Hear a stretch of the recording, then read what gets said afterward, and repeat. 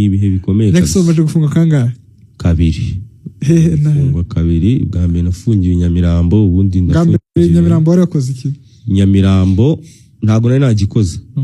Nashinjwaga ahubwo. Washinjwaga? Nashinjwaga gukubita cyangwa gukomeretsa. Byari byagenze gute se kugira ngo wisanga aho hantu? Ukuntu byari byagenze ni kuvuga ngo abantu twabanaga ntabwo twabanaga, twakoranaga. Bagiye ahantu muri quartier bashyamirana n'abandi, noneho mu gushyamirana n'abandi bakomeretsa umwe muri bo, ntago ari bose. Umwe muri bo ariko ntabashije kumenya kuko nageze byarangiye. Akomeretsa uwo nguwo bashyamiranyije. Mu kumukomeretsa ngewe abantu bo muri quartier kurumva basanga babizi ko dukorana, ngewe bamamagara bati ngwino urebe babahungu bamukorana gutya na gutya bigenze gutya.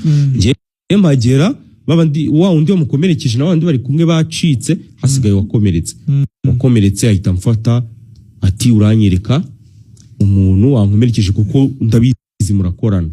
Urumva mu kumfata niko amaraso yise akora iki anyuzuraho n'iki.